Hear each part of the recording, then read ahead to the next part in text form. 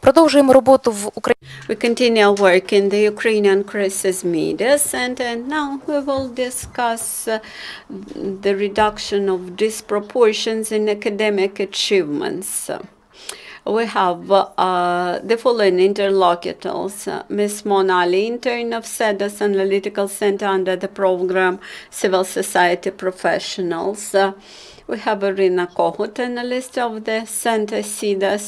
Vadym Karandii, director of the Ukrainian Center for Educational Assessment, Tetiana Vakulenko, national coordinator of PISA survey in Ukraine, and Olena, Panych, advisor of the National Agency for Quality Assurance, and Ms. Iryna Kohut, analyst of the Center CEDOS.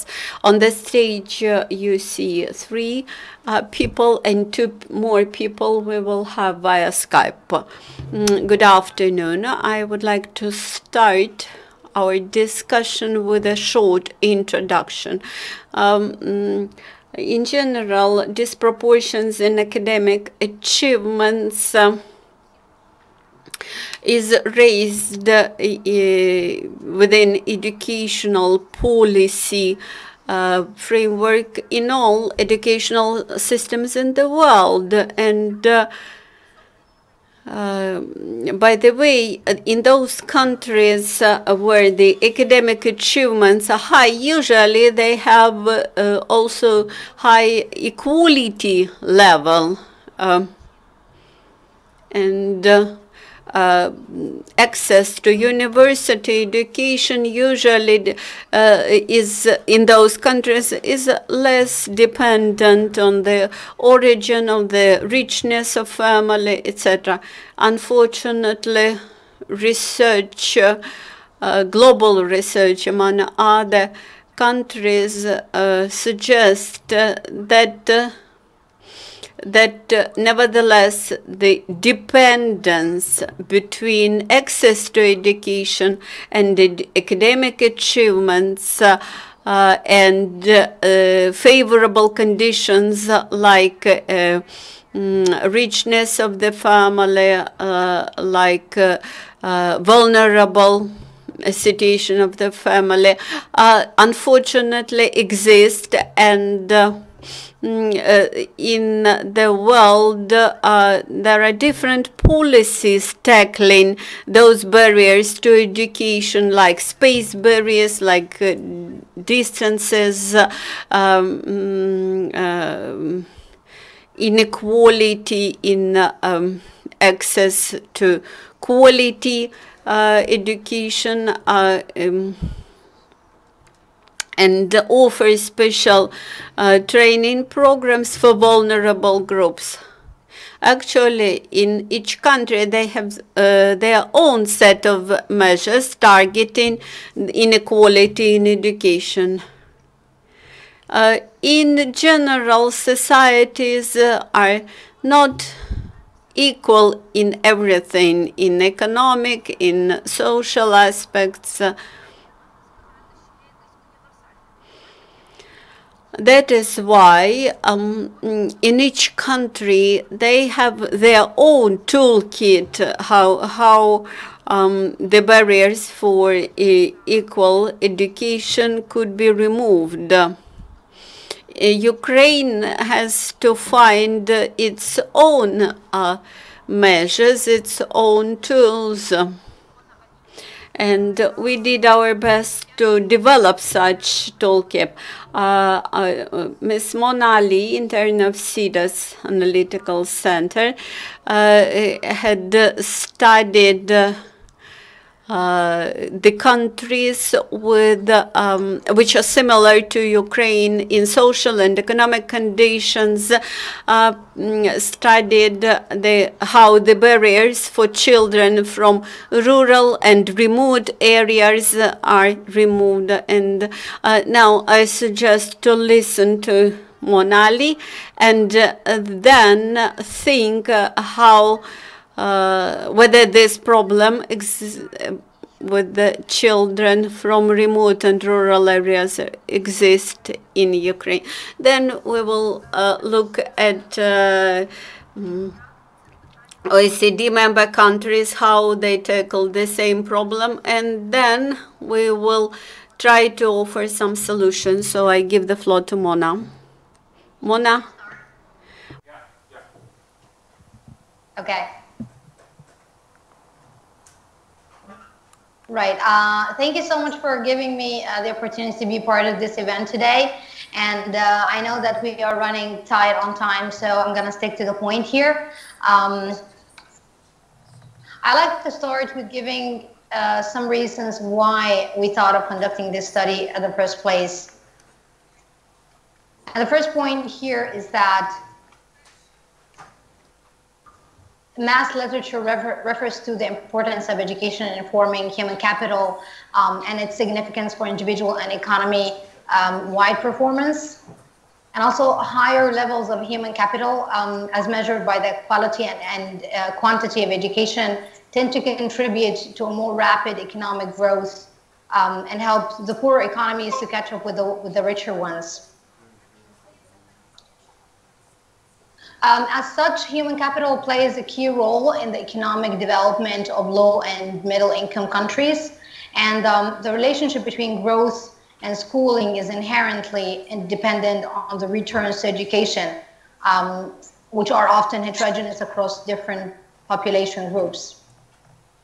Now, a second point of the importance of this study is regional disparities in educational outcomes existed in Eastern Europe between rural and urban areas during the communist rule. And however, since the fall of communism, opportunity gaps between these two kinds of areas in Eastern Europe have substantially widened.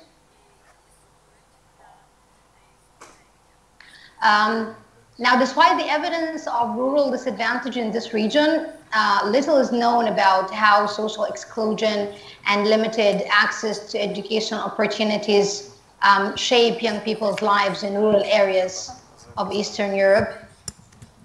Excuse me, Mona.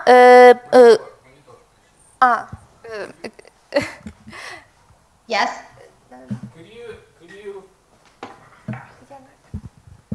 Could you turn on this the monitor, your monitor? It is on. It is already on. So we don't see we don't see your presentation. So we'll try to show your presentation here manually. Just you need to say which slide to start. How about now? Yeah. Is it working now? Yeah. Okay. Is that good? Yeah, it's okay. Okay, good. Right. Back to the second point about regional disparities.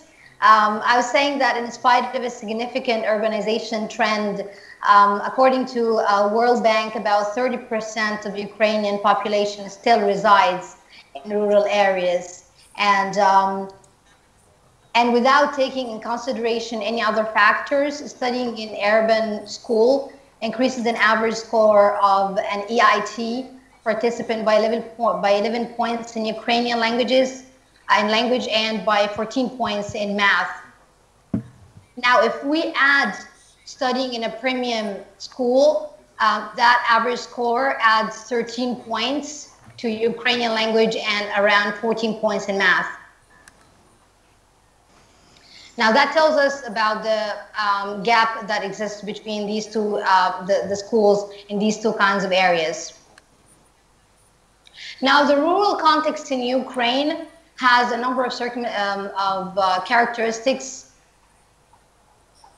that make it a bit challenging for students in these areas to do or to perform well in secondary schools. Now, the idea is that urban areas are likely to differ from rural ones in both the costs and benefits of schooling. And this is because individuals from rural settlements tend to face a large number of geographic and institutional disadvantages, which are likely to affect their incentives to invest in human capital. So, for example, in rural areas, the effectiveness of job services and social service provision are often inefficient due to low population density and geographical remoteness. Also, urban residents are typically better positioned to access employment opportunities and social services, tend to have greater geographic and occupational mobility. And the third point is that there are vast differences between rural educational quality and access to opportunity as compared to urban and suburban school settings. So, for example, rural children enter school with less advanced academic skills than children in small urban suburban areas. Now, these lower levels of preparation are partially attributed to a lack of early education opportunities in rural areas, as well as overall lower levels of parental education. Also, the deficits in educational quality and opportunity encountered by rural students have long-term effects on their life outcomes, influencing access to higher education and employment. And across countries, fewer numbers of rural students pursue post-secondary education compared to their counterparts in urban suburban areas. And of course, Ukraine is no exception. Now, the last point that characterizes rural areas in Ukraine also is the existence of poverty. Now, the implications of poverty lies as shadows in a number of ways, and that includes access to technology. So several studies have explored the relationship between rural areas and access to technology, and specifically the lack of technology-related courses in rural schools, as well as disadvantages rural youth experience accessing technology at home compared to their peers in urban areas.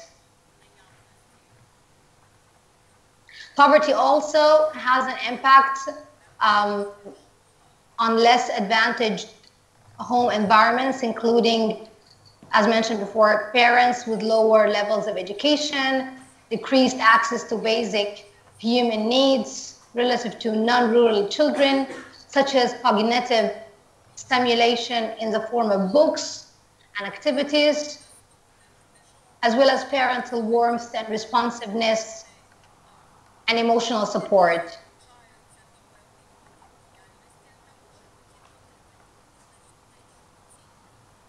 Now that brings us to the core point of the presentation, which is what could be some of the policies that we recommend if we are to think that Ukraine could improve or narrow the gap of educational achievement between students in rural and urban areas. Now, from the literature that was covered throughout this study, a first point that comes to mind is investing in early education. So, for example, in Poland, in a country like Poland, which is doing pretty well in terms of working hard to narrow that gap, early childhood education became compulsory for five-year-olds in 2011, and that's starting in 2009. The age of entry to primary education was progressively lowered from 7 to 6. In 2014, primary education at age 6 became compulsory for those born in the first half of the year. The country also provided the right to participate in pre-primary education to all 4-year-olds starting in September 2015, and facilitate access to all 3-year-olds starting in September 2017.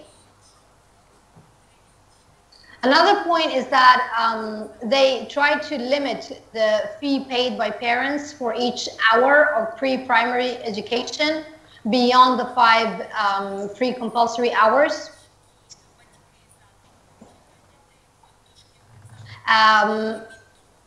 That also includes a program that was introduced by the Ministry of Labor and Social Policy to increase the number of places children under the age of 3.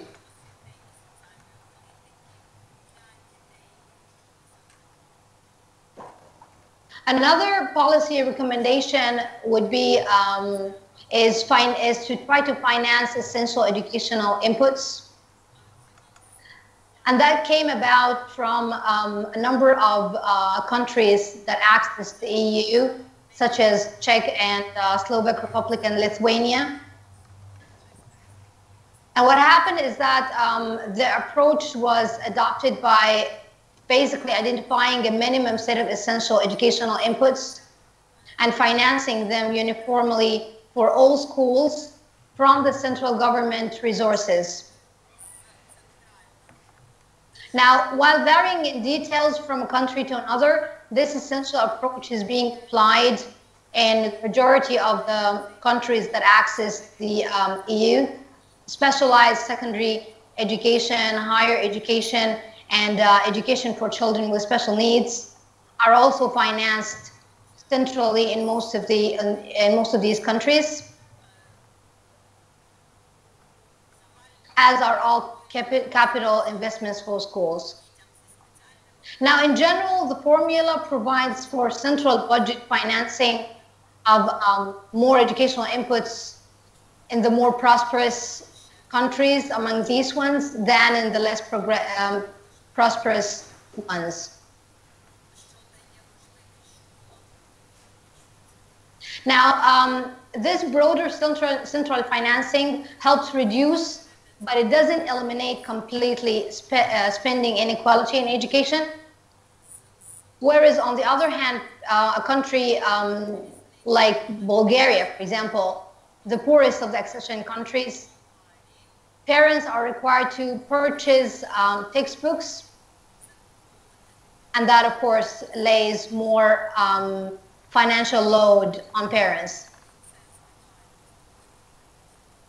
Also, limited central funding can clearly maintain resource inequities across poor and wealthier areas. Now, there are good points about this approach in that it helps target a number of elements that was covered in previous studies that proved to be causing or to have a great deal in causing the education gaps between rural and urban schools, such as spending extra time and resources by parents who are willing to invest this in the lives of the children. Also having extra books and investing in more resources like technology. So, for example, there are also much more educated parents in cities than in rural areas, and only 16% of students from rural schools have two parents with higher education compared to 37% in the cities. And that reflects a good deal of the load that's laid on the shoulders of parents. Now, the second approach that was also suggested by the studies, by previous studies, is financing school resources.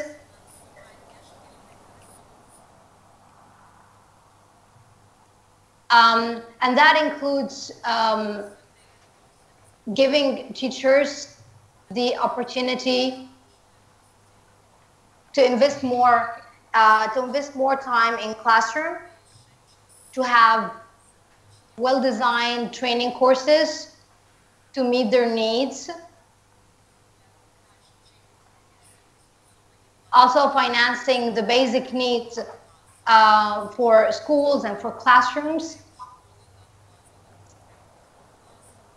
Even though there was no direct relationship between the amount of resources that was invested by schools and the effect of this on the attainment of students. The majority of the studies that was covered before suggested that financing school resources could be a good place where to start narrowing this gap. Now, the challenging part here is that it could be more difficult tracking the educational achievements of students rather than tracking the amount of resources that can be invested in these schools.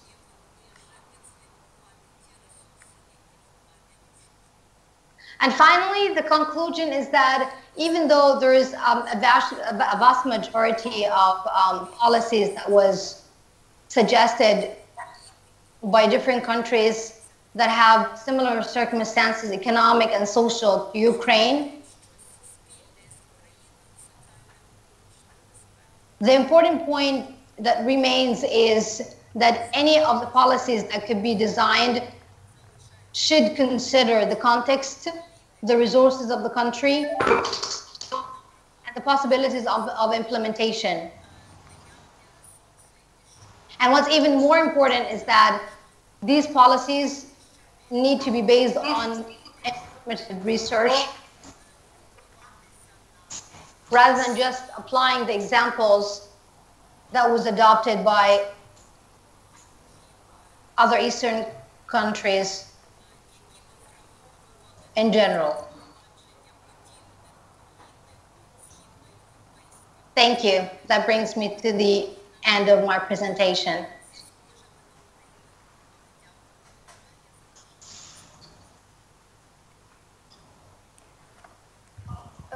Thank you, Mona. Thank you, Mona. Now I think we can look in more detail at this problem in Ukraine. I would like to give the floor to Mr. Garan to ask you to add more. What do you plan to do in this area further? I can agree with Ms. Mona Ali with her conclusions that it is so difficult to state the correlation, the relationship between academic achievements of students and the resources invested into those schools. The toolkit which we try to apply here is our external independent test. The difference between graduates of rural schools and urban schools is clearly reflected in the results of this external independent test, and we can clearly see that that it persists. As of today, we can state that there is a big gap between graduates of urban and rural schools, and only study the causes for this. And unfortunately, we do not have any systemic analysis about impact of this or that factors on the academic achievements of students. As of now, we do not have the systemic monitoring of the quality of education. The work had just started jointly by the Ministry of Education, by Renaissance Foundation, and the CEDOS Center.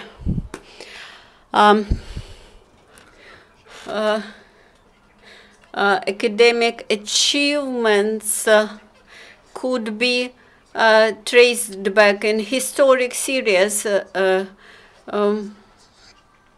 since the year 1916, when we started this monitoring about quality of education and academic achievements. We clearly see that graduates from urban areas they are prepared better, their academic achievements are higher, and this is a result of non-schooling factor, so to say. And this proves that in general, cities and suburban areas can offer more favorable conditions for development, but we do not exactly what mixed of factors influences most on this gap between rural and urban schools. I think that the study which has started recently would allow us to have such a picture after several years. This comprehensive study was for the first time done in the last year, 2016. You can find information and results from that study on our website, on CEDOS website. But this is just this was just 1 year picture. We need to add pictures and snapshots from different years in a row to register the trend. If we think by disciplines or split by disciplines, we should look at Ukrainian language and literature, which is a compulsory exam, a compulsory test for external independent examination. And here the students of urban schools keep the lead, although the difference with rural school students is not big. As of today, we observe the trend, the negative trend, negative dynamics among those who remain in the central part of the assessment scale. That is, we may expect for more negative output in the future. I think the similar picture is in the maths disciplines, the same gap between rural and urban graduates. During the last 5 years, this gap remains almost the same. Another quite interesting is with the English language and biology as school disciplines. English language, by the way, there is a big gap between urban and rural secondary school graduates in English language. Urban graduates are almost 2 times more successful in English language than the rural school students. This is about teachers, quality of teachers. This is about access to innovative technologies, and this is probably the factor of poverty. Also communication skills, traveling opportunities, the social environment, and here urban population urban environment offers much more opportunities. And as of today, we can notice another trend.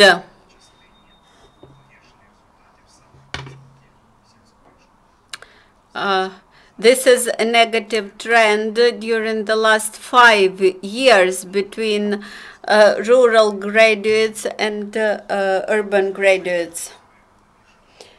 The least gap between rural and urban graduates could be seen in the state independent exam in biology. Probably this could be explained by the fact that biology is the most closed discipline to the everyday life practice and life environment for rural children. But nevertheless, these academic achievements also demonstrate some trend to worsening. In order to make more solid conclusions and to offer some policy alternatives, we should develop the educational monitoring area. Unfortunately, we do not have such experience in application of successful educational monitoring practices, and we drastically need this study of social and economic implications in education,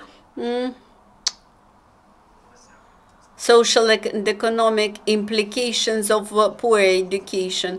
Also, we today are projecting for implementation of the secondary school reform, and we should start from primary school and introduce comprehensive monitoring of education, beginning with the primary schools. Thank you, Volodymyr. I would like to give the floor to the National Coordinator of PISA survey in Ukraine, to Tetiana Vakulenko.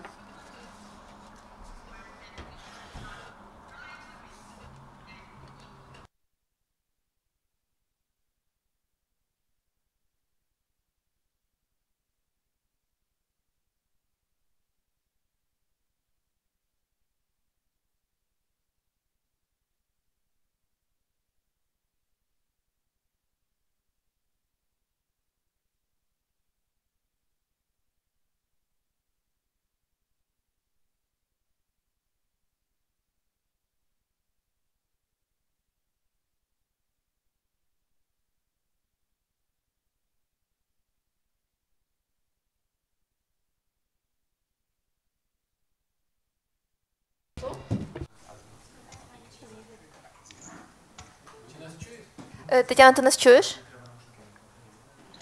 Так, я вас чую. Ага. Гаразд. Я вас чую, секунду. Да, зараз ми бачили твою Чекаємо презентацію. зараз. One second, please.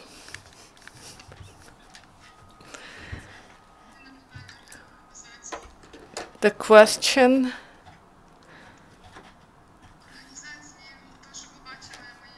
So yes, we do not. We don't see your video. Yes, I hear you. Now, 1 second, please. 1 second, please. Ви бачите? Ми можемо перемикати його самі, якщо ти будеш говорити. So we can look at the slides and we can turn on slides.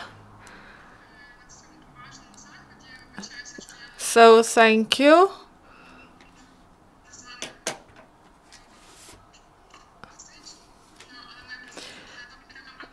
So this is the program of assessment of students. This is the first slide, and this is the topic, and my name also mentioned on the slide, Tetiana Vakulenko. So PISA is the program of international student assessment.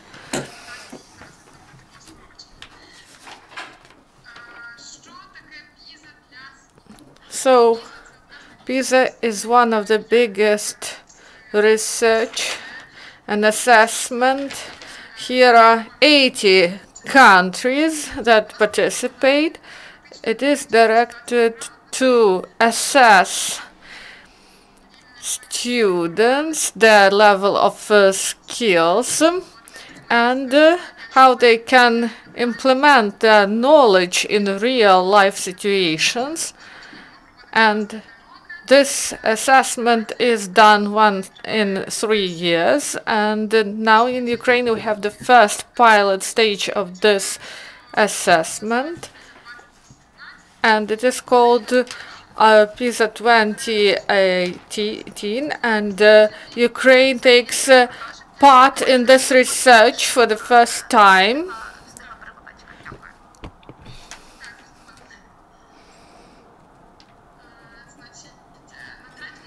So on the third slide,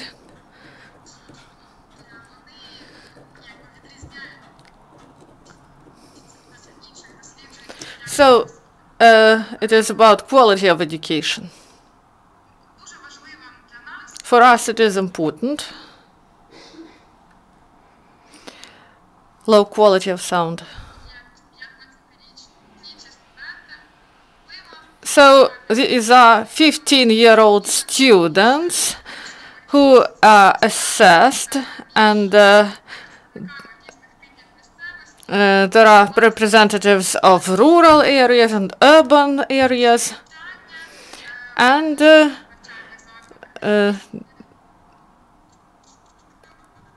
I do not hear here. So you can see the level of skills. We lost the sound. So this is the uniqueness of this assessment, PISA assessment. We are sorry, the quality of connection is really low. We cannot hear you. Tetiana, do you hear us?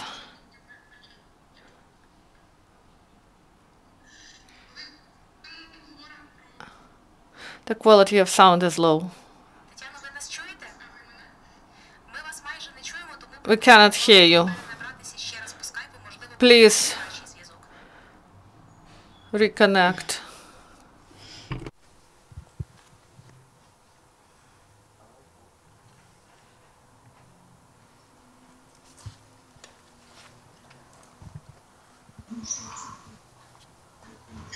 Так, тепер ви мене.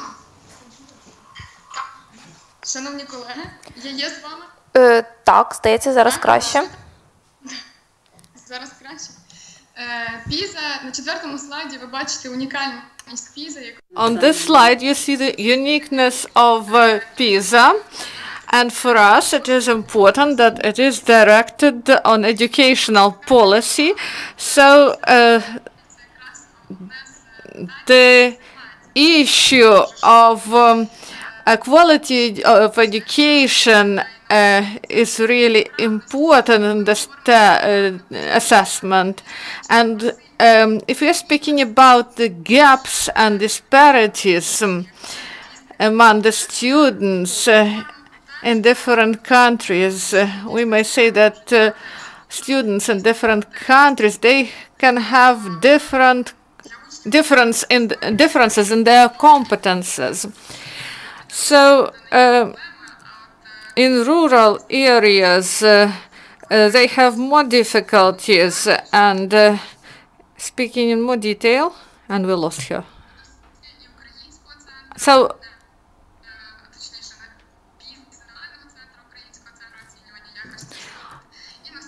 and now about the topic we discuss.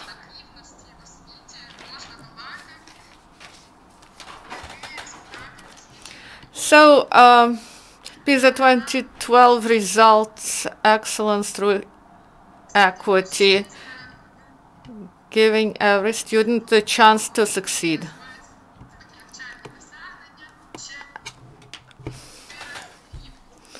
So equality is important,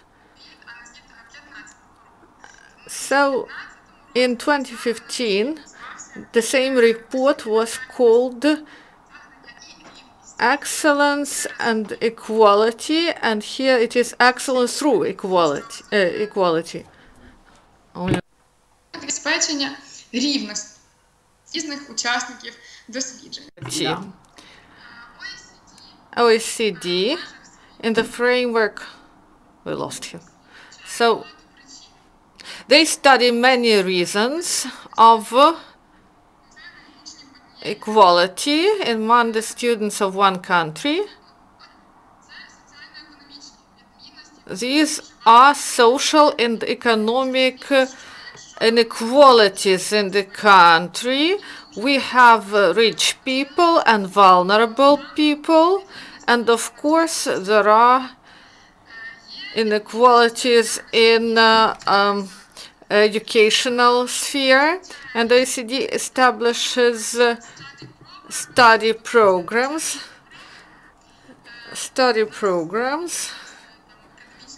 and we have curricula, and we are speaking about different types of educational institutions and different locations, and you may see on the slide that often the problems emerge in the result of lack of financing of institutions. Some of institutions get enough money, and others are forced to search for sponsors, and they depend on those sponsors, and then students have different results. And also in Ukraine it is less evident, but there is a difference in approach in education for boys and for boys, and the boys have better results in math than girls, and girls have a better reading skills. And this is one of important aspects of this research. And also migration processes in the state are important, and in Ukraine it's a pressing issue, especially if we remember about labor migration that is mainly in the western region, and also many people went from Donbass and Crimea. They were displaced, and so there is lack of monitoring at different levels, and my colleague has already said it, that we do not have efficient system of monitoring, and because of this we cannot say about change in the educational environment, and maybe we just don't know what gaps we have and what processes really influence the quality of education and the result. And also one more important element is the lack of motivation of teachers. And in the world, they recognize that if teacher is not motivated, so he cannot provide quality education for his students. Next slide, we see typical recommendations of OECD concerning the decrease of these problems and the decrease of their influence on education. So here we see elements. The education should be priority for the state. There should be proper financing of institutions, and all the strategies.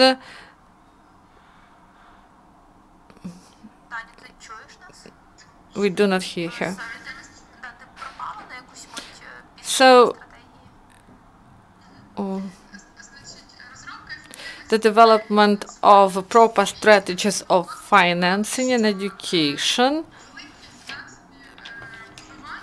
big financial contributions to education not always lead to the increase in quality, because we should know where to provide these financial resources, for what purpose these funds will be used for. So there is an issue not of quantity, but it's about quality. And next are the standards in education. The majority of countries of the world decided there should be proper documents established and standards included in these documents on quality. So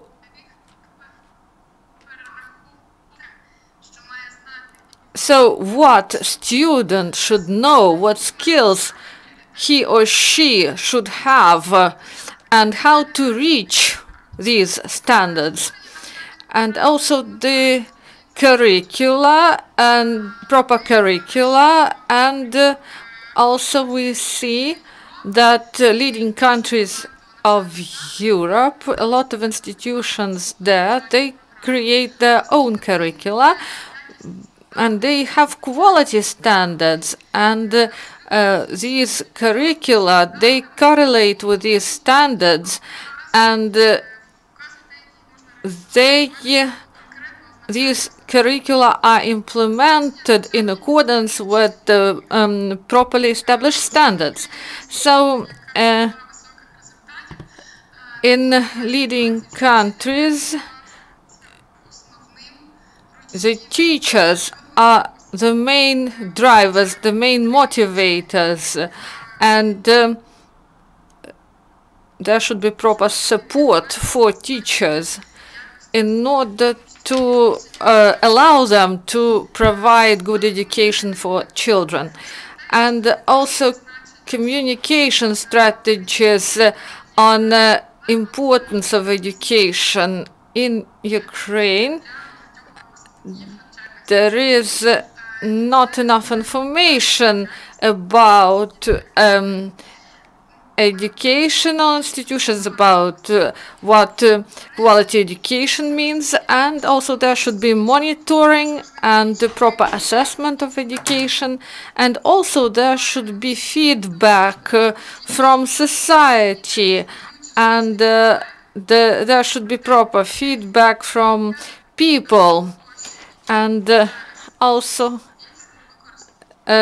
society provides money in order that the young people get quality education. And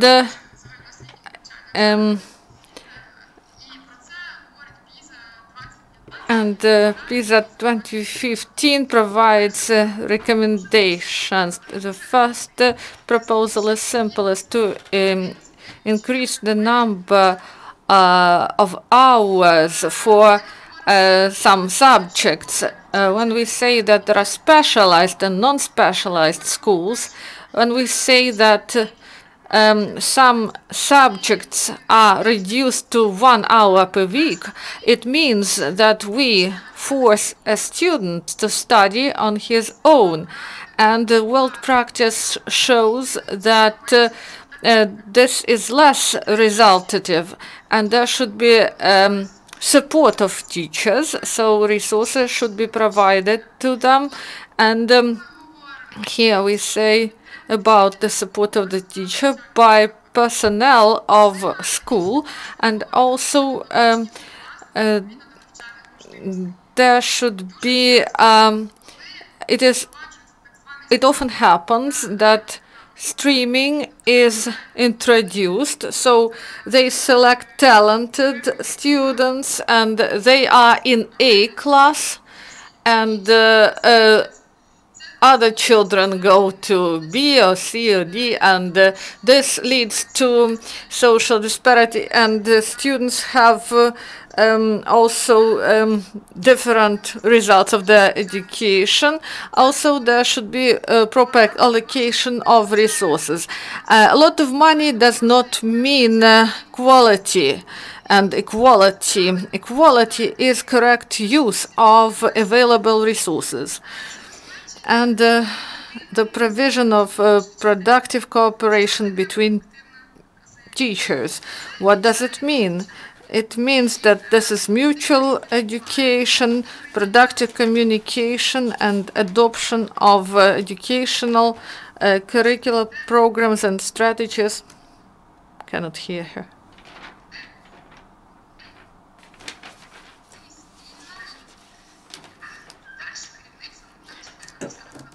So this should be managed by the heads of educational institutions. Cannot hear her. Tetiana, we're sorry, but we cannot hear you. That's why maybe we will stop here. We lost connection. Так, окей. Я думаю, що, можливо, Тетяна до нас ще повернеться, якщо видно. So, we heard the main conclusions and recommendations that PISA team made based on research that has been going on starting 2000, and this is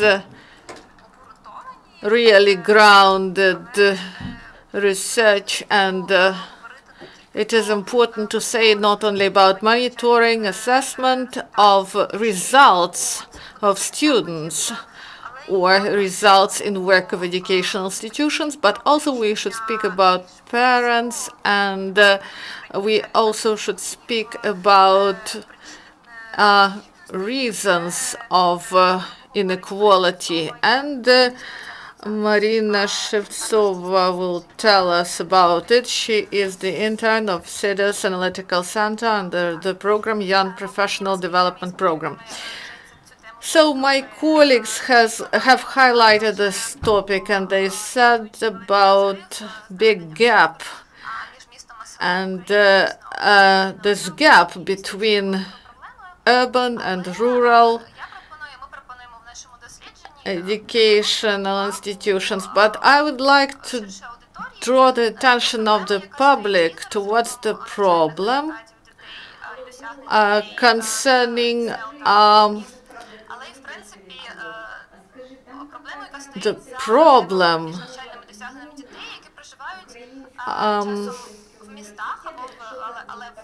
connected that people live in different areas, different regions, for example, of one big city.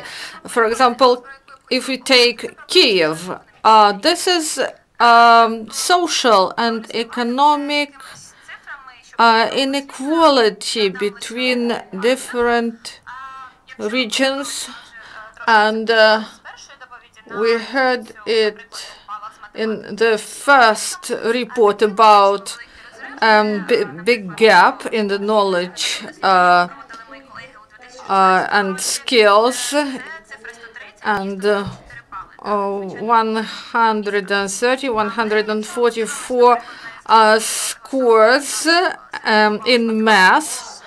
And if you look the difference in math in big and small cities, this is 144 and 150. If we look at Kiev, big city, and if we look at specialized schools and at non-specialized schools, we see a large gap, 165 and 151, and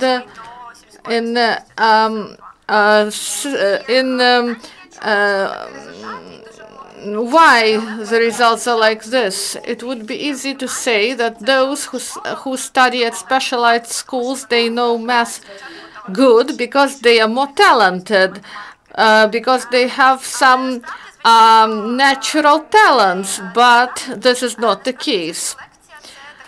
This is selection of students. The reason for the selection is social and economic inequality, and we should do something about it. When we say that in rural areas children show less results, the results are lower, so maybe there is lack of teachers, but schools and the teachers, this is one side of triangle, and from the other side we have parents, and parents have influence on the educational trajectory of their children, and this is the way that a child go along, starting with preparatory courses before school, and then the child goes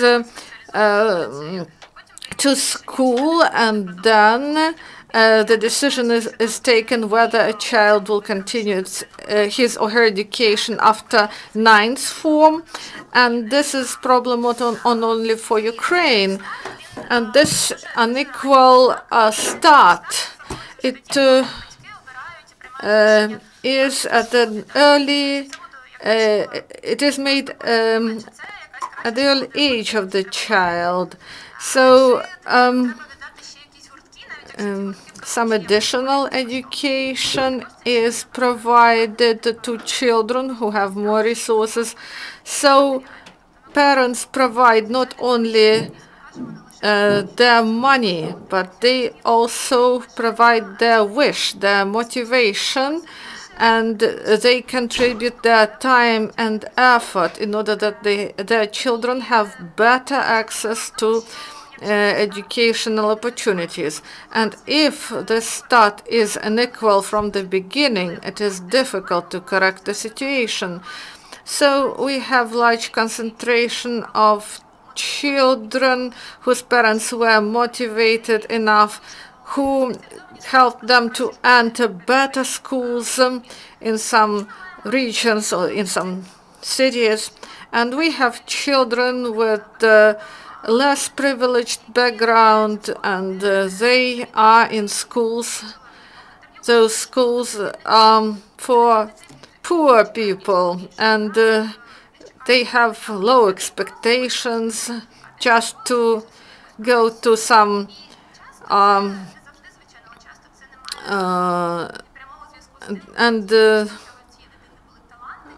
maybe these children are also talented and they could reach big goals if they had better chances from the start.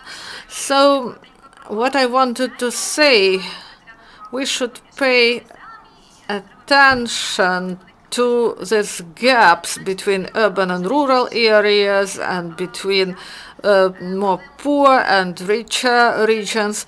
We should also pay attention to parents and what role they play in the educational life of their children.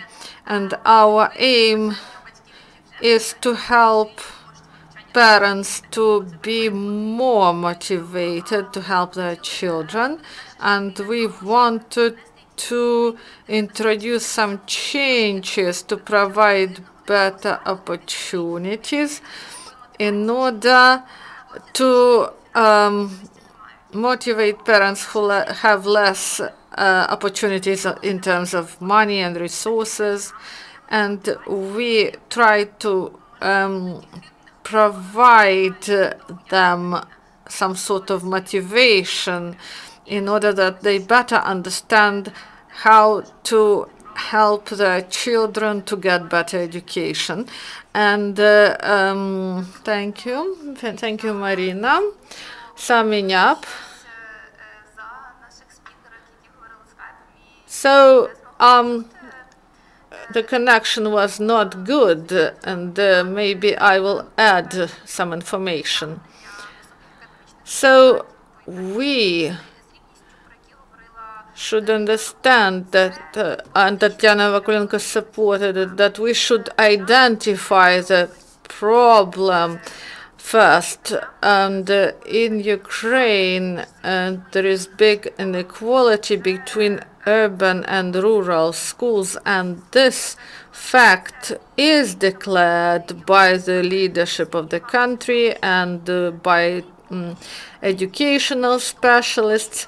But we didn't reach the point where equality would be the priority in education. So now we are in conditions when the majority of recommendations provided by international organizations, by CD and other organizations, and then that PISA provided, we have equal financing for educational institutions and teachers from big and small cities and towns. Teachers have refresher training in the same institutions. We have the same manuals, the same curricula, and it looks that we shouldn't have this big gap.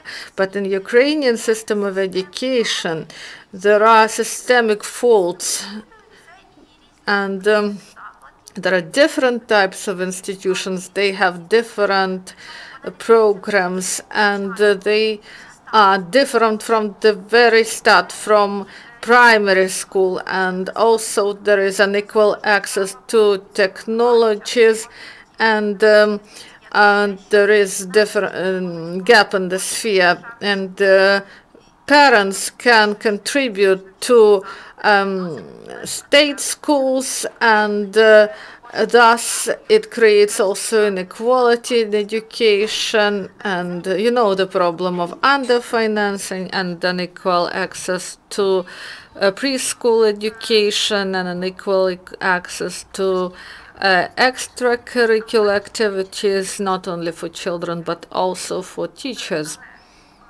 So all these problems that exist, unfortunately, they are not in the focus of attention and not in the focus of the state policy, and they are not in the focus of the state policy and the support of some schools and some children who do not cope with the curriculum because they want to contribute only to talented children and good schools, and they accumulate resources in those schools. And if you provide better human and material resources to the schools that are attended by students from vulnerable families, they believe that this will be not so good. They believe that it is better to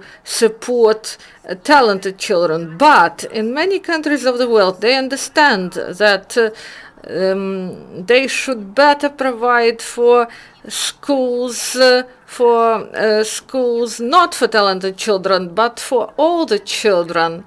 And they should help those who are lagging behind. And our analysis and monitoring that is carried out by the state and NGOs, our research should be directed in order to reveal and show where to put these resources and how to efficiently support those institutions and those social groups that are outsiders or who are lagging behind. So political will should be present in order to increase equality in educational area, and we hope that PISA in 2021 will show that Ukraine improved educational opportunities for students. Thank you. If you do not have questions, do you have questions? No questions. We thank you, and we hope that this situation will improve. So we have some agreement with Finland that they will help us in educational sector, and also there will be better, we hope for better financing for our schools. Thank you very much. Till the next time, goodbye.